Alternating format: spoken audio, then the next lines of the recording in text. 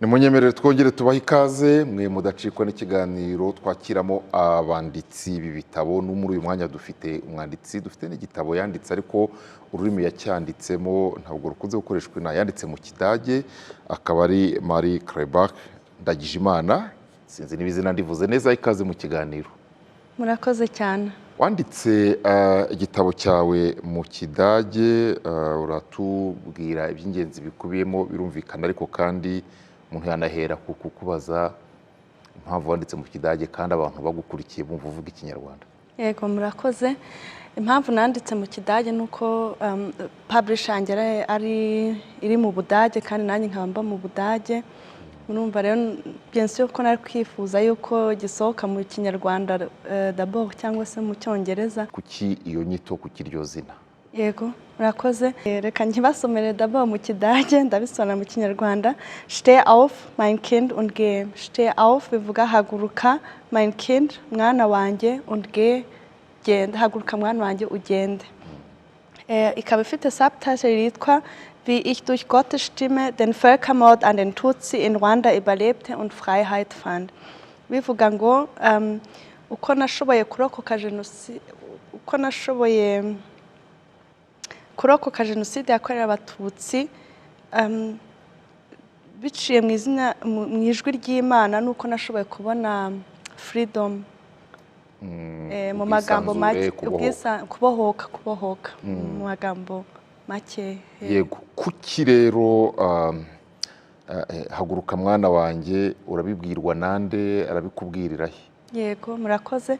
Ni ndi muri during genocide against Tutsi, muri kiriya gihe le 11 avril haje itariki 11 z'ukwa kane, ku itariki 11 z'ukwa kane 94 muri 1994.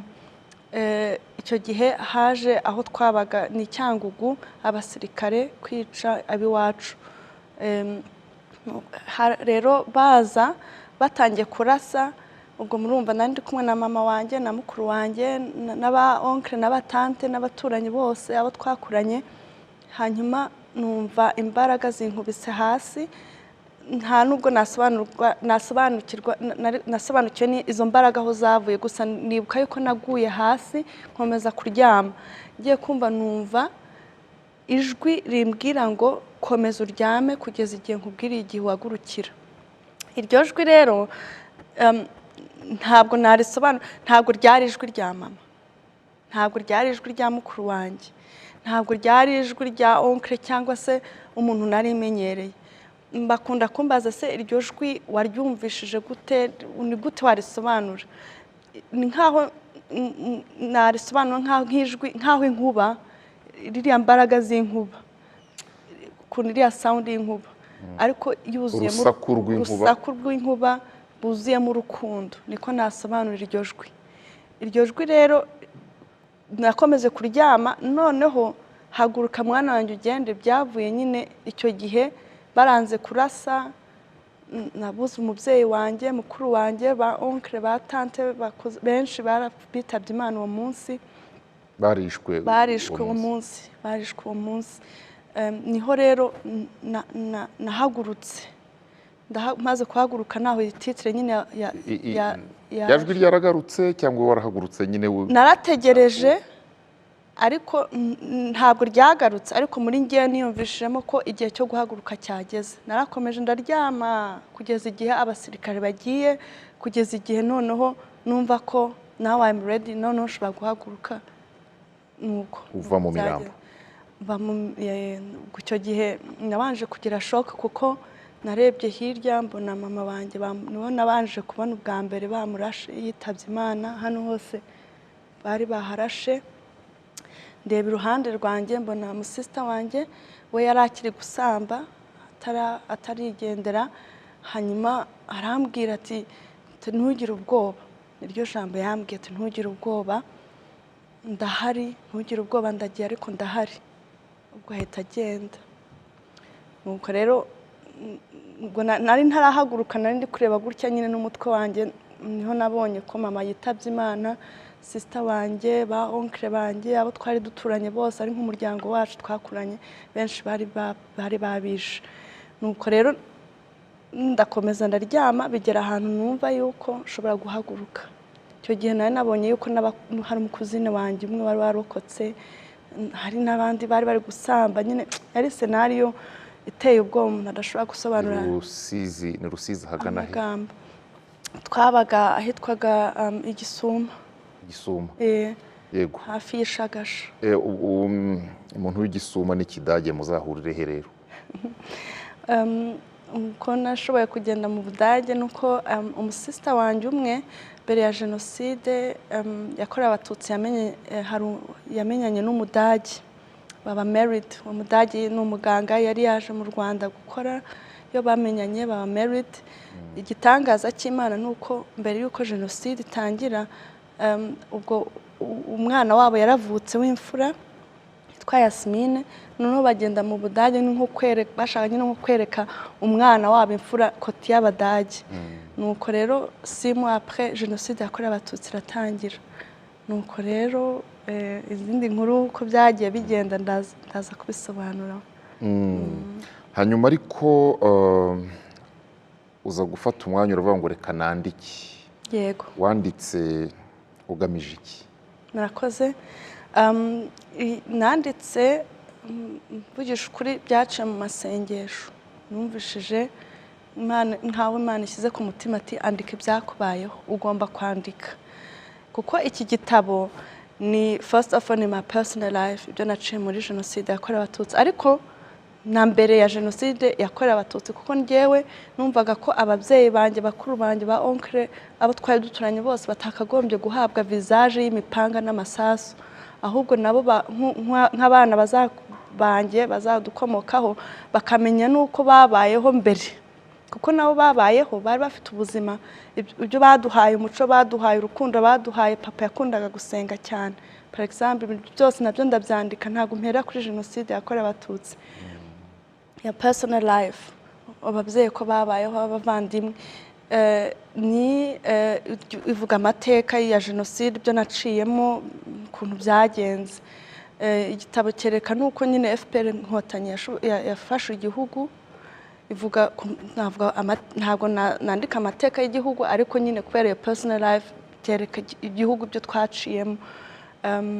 Then trauma bivuze iki? Uko naciyemo iyo trauma.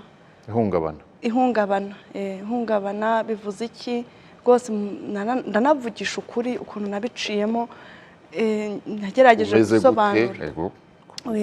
Mu gitabo uvuga ko ari ukuri kumeze gute? Ukuri kuko hari ukuntu umuntu agerageza kwandika ibintu. Ukuri ni uko naravuze nti ngomba, nk'umuntu waciye mu bibazo naciyemo, ngomba kubyandika ku buryo nawe yumva akisanga akiyumvamo. Ukuri ni nko par exemple hari igihe umuntu yihibanga, ariko nk'ukuntu nyine iyo trauma yatumye nari umujene, ukuntu natangiye kunywa inzoga par exemple kugira ngo nikalme, cyangwa se kugira ngo nshakishe ikintu gishobora kumpa amahoro. Nuko kuri kurimo. Cyangwa se ukuntu nagiye nari natangiye no kugera muri puberté, mfite iyo trauma, ndi mu gihugu bavuga urundi rurimi, bafite undi muco, ibintu nagiye ncamo nyine nkabyandika koko ku buryo umuntu abyumva, ariko kuri. Ariko reka mpere no ku mazina. Yego. Igitabo cyawe cy'ikigego kiri mu Kidage, Marie Keresbach. Ubu wasomera izina yabwirwa n'iki kuri umunyarwanda? Kuki utakitwa umunyarwanda no mu mazina hano? Yego, ni ukubera amateka yanjye. Murumva nageze mu Budage, ndaza kubisobanura uko nageze mu Budage. Sister wanjye nk'uko nabivuze yari married n'Umudage. Yari yarashakanye n'Umudage? Yari yarashakanye n'Umudage. Munyihanganira hari igihe amagambo mu Kinyarwanda abura, ariko ndagerageza.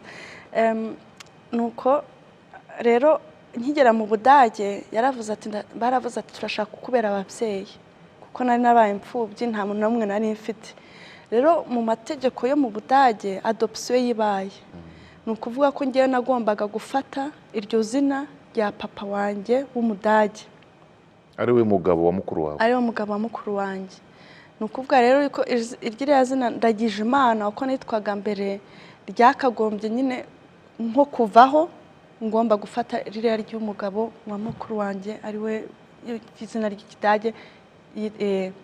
Nuko rero ariko twasabye nkabishimira Imana yuko izina rya Kinyarwanda byibura rishobora kujya muri passport cyangwa mu ndangamuntu, kugira ngo kuko numvaga kuri njyewe ari nko gusiba identity yanjye.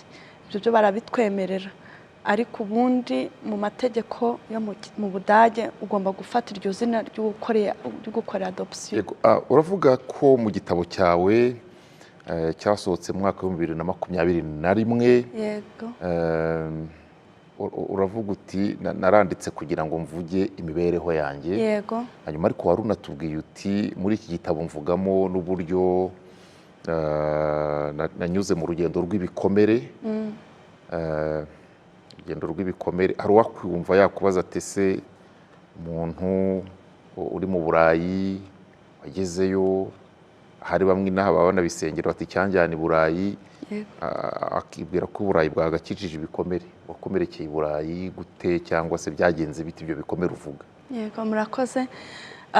Murumva nagezeyo mfite iyo trauma y'ibyo naciyemo muri jenoside yakorewe Abatutsi, ibyo nabonye, kuba imfubyi, inzara yaranyishe, ibintu byinshi, abantu bitabye Imana nakundaga, byose narabibonye.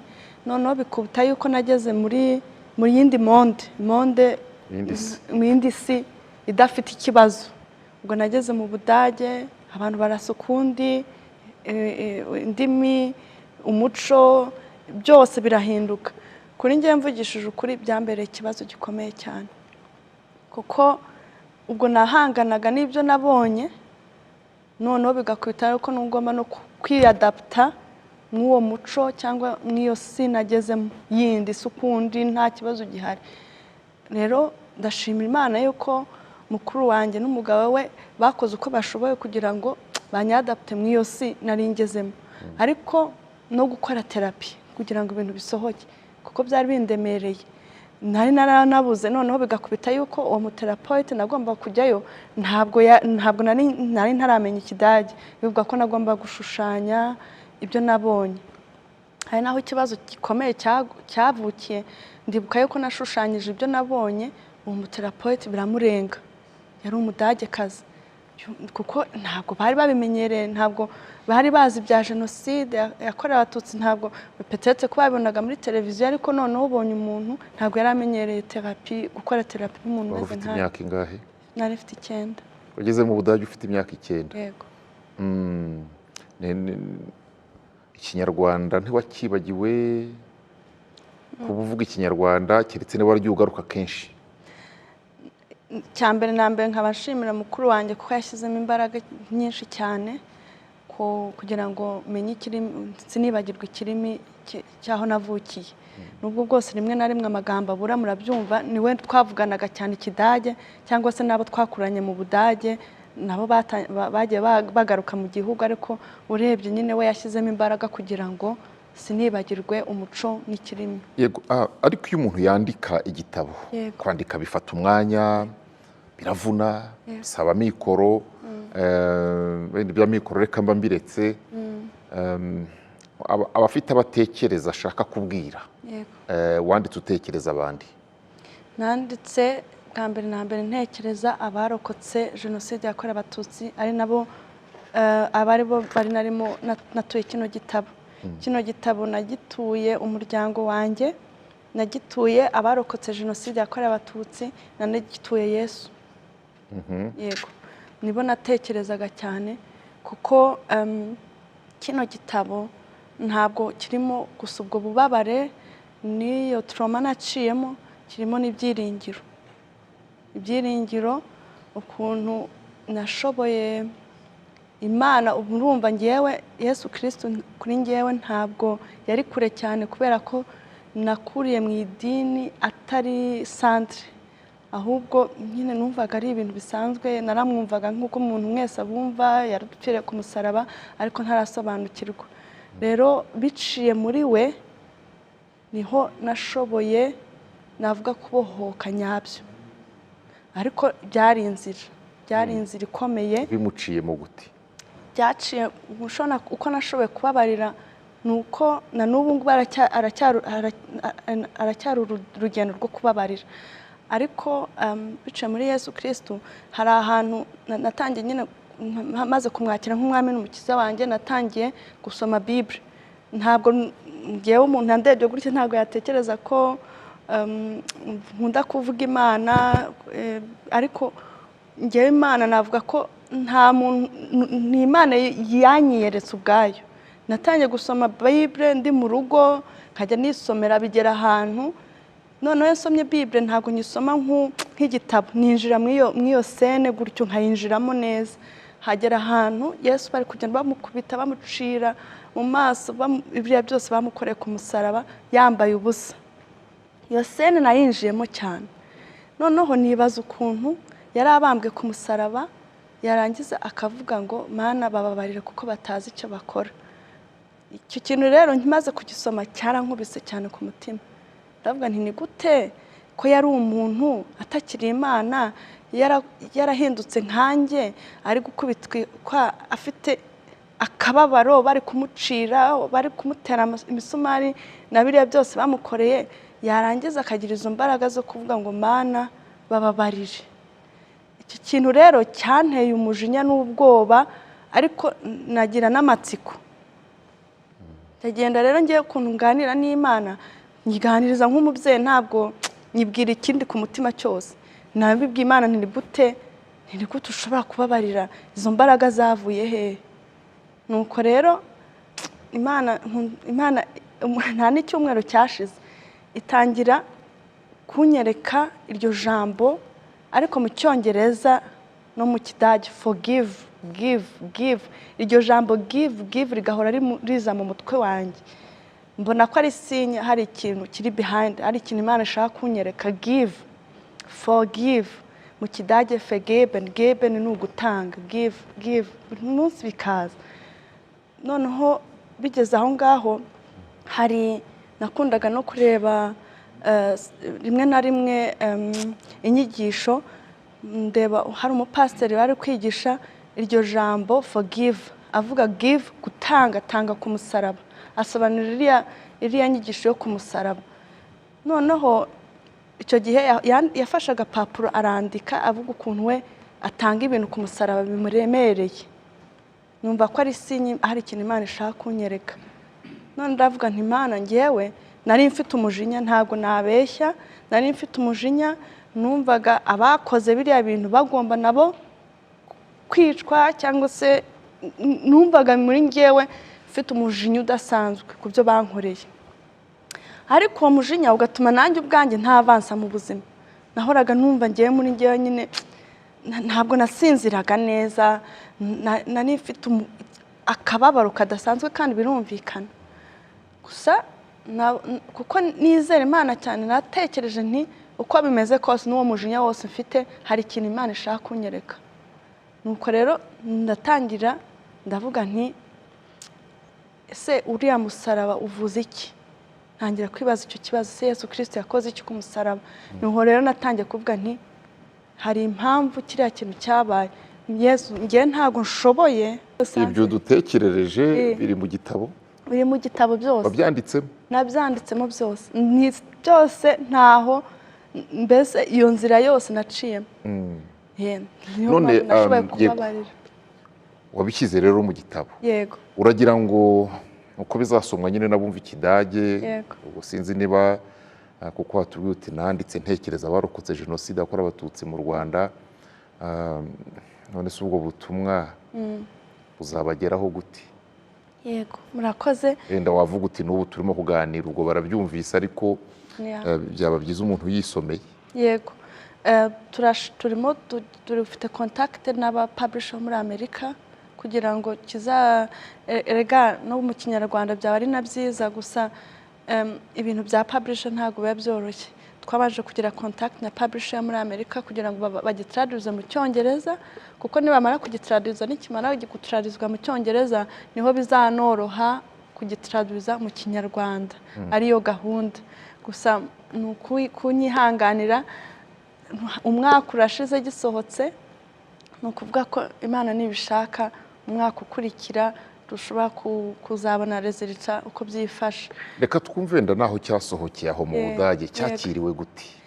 Ndashimira Imana cyakiriwe neza cyane.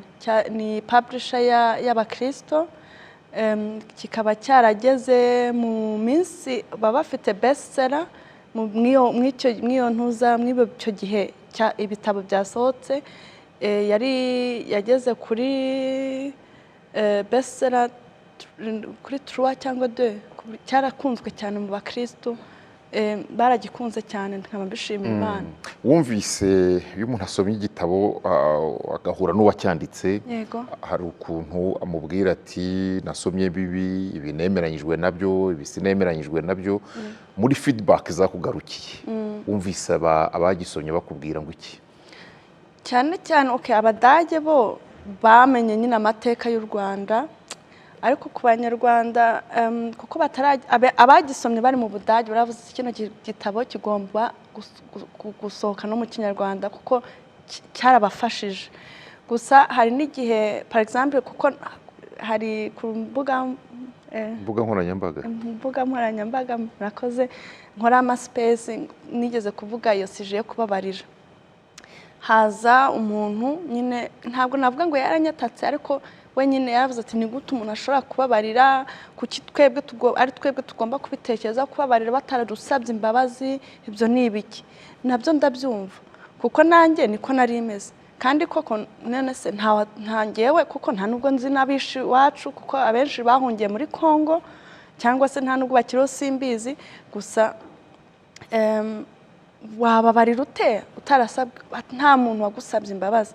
Ikindi kandi noneho ibyo twaciyemo kuvuga ngo ndababariye ntibyoroshye, ntabwo ngiye ko nabisobanura uko nabiciyemo, ntabwo ari imbaraga z'umuntu. Ndavugisha ukuri na n'ubu acyari inzira, hari igihe bikunda kugaruka. Par exemple iyo ubonye nk'umuntu yanditse ibintu ashaka guhindura amateka yacu, avuga ngo nta jenoside yakorewe Abatutsi yabaye, biki ukumva wamujinya uragarutse, ariko ngahita mvuga nti hoya, buriya bugome bwe ntabwo bwagombye gukontorora ubuzima bwanjye. Icyo nasobanukiwe ni uko kubabarira ntabwo ari ukuvuga ngo ubikoreye uwundi, ahubwo ubikoreye wowe, kuko Imana yanyeretse iti nubwo bwose jenoside yakorewe Abatutsi yarangiye, iyo myaka 23 yose bari bagikontorora ubuzima bwanjye, nagiraga ubwoba, nasinziraga neza, numvaga muri njye mfite umujinya, numvaga kwihorera, ngomba hari ikintu kigomba kuba, nari ndi muri prison. Rero mwibyo byose nta kintu byamariye, ahubwo navuga nti bakomeje kunyica muri gahoro gahoro. Nuko rero ntabwo kubabarira ntabwo ari imbaraga zituruka ku muntu, kandi kubabarira ni urugendo. Umuntu wese icyambere na mbere ni ukubanza kumva uwo muntu. Nta nubwo nshobora kukubwira ntibabarira, ugomba, nta muntu ugomba kubabarira, ntabwo bigomba kuba ari utakanze kuri buto, kuko abantu bafite ibikomere bikomeye, hari trauma, babonye ibintu bidasanzwe, hari n'abaciye babonye. None ndavuga ni papa wanjye par exemple we ntabwo bamurashe, bamwishe nabi, ariko ibintu byinshi nyine, ibyo byose kuvuga ati ngiye kubabarira ntabwo byoroshye. Na n'ubu ni inzira nkigendamo, ariko nkumva afite amahoro, nkumva muri njyewe ntabwo bagikontorera bwa buzima bwanjye. Nubwo jenoside yakorewe Abatutsi yarangiye, nkaba mbishimira Imana, kandi reka mfate n'umwanya wo gushimira FPR Inkotanyi yabigizemo uruhare rukomeye cyane. Yego, hanyuma dusoza, igitabo kiri aho mu Budage, kiri kuri Amazon n'ahandi, ubwo kizajya no mu ndimi n'abinaha bashobora gusoma bakumva. Mu by'ukuri umuntu wakubaza ate se abo wababariye ni bandi? Kumva unibera iyo myaka ibaye 28 nturi inaha, wababariye bandi hariya ko batabayo? Yego, hari wakenera kubikubaza? Biranumvikana. Murakoze. Kubabarira nababariye kuri njyewe abakoze, par exemple bari abasirikare baje kutwica, narababariye, nabitanze ku musaraba, navuze nti ndababariye, ndabarekuye, nimugende ntabwo mugifite control hejuru y'ubuzima bwanjye. Ako kantu nashaka no kugarukaho kuko katumye hari visa, urumva n'iyo myaka yose natekerezaga mama nahoraga mbona iriya visage ye bamwisha. Nkimara kubohoka igitangaza ari cyo nashimira Imana cyane, natangiye gutekereza mama iyindi, nkabona isura rya mama rindi mbere ya jenoside yakorewe Abatutsi. Urumva icyo kintu ukuntu gikomeye, mbere yari afite ya visage bamurashe, bigatuma noneho nanjye nifata ntagishaka no gutekereza mama wanjye. Murumva ko kababaro, wabuze umubyeyi noneho no kumutekereza birakunaniye. Nkimara kubohoka nagize imbaraga zo kongera gutekereza umubyeyi wanjye muri visage nziza, nkishima nkumva muri njye hari ikintu gihindutse. Ariko uzi ko mama yakundaga gukora iki, ariko uzi ko mama noneho nubwo ntabwo mvuze ngo nukwibagirwa, kuba ntabwo bivuze kwibagirwa, nubwo bwose ibyo byose byabaye biracyahari, ariko ntabwo byari bigifite pouvoir hejuru y'ubuzima bwanjye, ahubwo ya visage nziza niyo yatangiye gukontrola ubuzima bwanjye, bituma hari n'ibintu byinshi natangiye kwibuka kuri mama wanjye, umuco yampaye biki, ntangira kumva ndatangiye guhumeka mu buzima bwanjye. Haguruka mwana wanjye ugende, uti n'ijwi ry'Imana numvise muri icyo gihe cya jenoside yakorewe Abatutsi mu Rwanda, kongera uti kandi n'ubundi n'uyu munsi Imana yarongeye iranyiyereka ndabohoka. Ariko urabizi neza ko hari n'uwavuga ati no itaraturengeye nge sinyemera. Uhuye n'uvuga atyo wamubwira ngo iki? Ntabwo, nta kintu namushinja kuko nanjye niko byari bimeze. Numvaga Imana koko nimba ari Imana nziza, ari Imana y'urukundo, ni gute yakwemera ngo biriya bintu bibi? Birumvikana pe, kandi n'Imana irabizi, kuko ntabwo umuntu ashobora gusobanukirwa uko Imana yareka ngo biriya bintu bibi. Gusa icyo kintu naje kukirenga. Uwo muntu rero duhuye nabanze nkamwumva, ntabwo nashaka guhita ngo muhindure ngo mwereke ngo Yesu Kristo, no, nabanza nkumva akababaro ke, kuko akenshi aho ibintu byinshi bipfira nuko tutumva bagenzi bacu, tudashobora kwicara ngo twumve ako kababaro. Burya numvishije umuntu ukamwicara iruhande ukumva ibintu bimurimo, ni naho atangira kubohoka bigasohoka. Noneho icyo gihe umwumvishije bigera igihe noneho nawe atangira kumva muri wowe hari umuntu unyumva, noneho akagenda kuganiriza. Nuko Imana igenda yigaragaza, yiyereka umuntu, ntabwo bitabiza ako kanya. Kandi ngiye ko mbyumva, ndumva nuko Imana iza akababaro kacu itahita twizi ya Mana idutunga urutoki, ntabwo ikujija kuko nayo irazi ububabare bwawe bwo waciyemo. Reka ndebe muri kamera peut-être ko hari umuntu ukiri mwako kababaro, ntuwishinje ngo wumve ngo ntabwo uri intungane ngo cyangwa iki, kuko ibyo waciyemo birakomeye kandi ntabwo byoroshye. Gusa inama nakugira, ntubigumane. Nimba ufite ubwo bushobozi bwo kuganira n'umuntu wizeye, icara umuganirize. Na n'ubu ndashimira Imana ko mu gihugu hari n'abantu babyize, ugenda ukagenda mu baterapeute mukabiganiraho, cyangwa se nimba no kubivuga bigukomereye, fata ikaye wandike. No kwandika burya ibintu biba bisohoka. Ikindi kintu nashaka nuko n'abantu bamenya aho u Rwanda rugeze, kuko naho ari ikintu gikomeye ngiye mbona Imana yakoze biciye mu bayobozi bacu beza, aho igihugu kigeze uyu munsi nabyo nibyo kuvuga. Nkaba nashaka no kubashimira yuko mwanyakiriye, nanashimira Imana yanshoboje kubabarira, nshimira Yesu Kristo. Urakoze cyane. Arakoze Marie Keresbach Ndagijimana muri iki gitabo cye Haguruka mwana wanjye ugende, atwijeje ko kizasohoka no mu ndimi dushobora kumva icyo Cyongereza, Igifaransa n'Ikinyarwanda. Turamushimiye, mugire ibihe byiza. Ariko avuze ijambo rikomeye, aravuga ngo igikomeza kubera umutwaro abantu nuko habura n'ubatega amatwi. Iyo ni ijambo rikomeye. Reka tubifurize ibihe byiza. Iyo nayo yari impamba y'ubumenyi.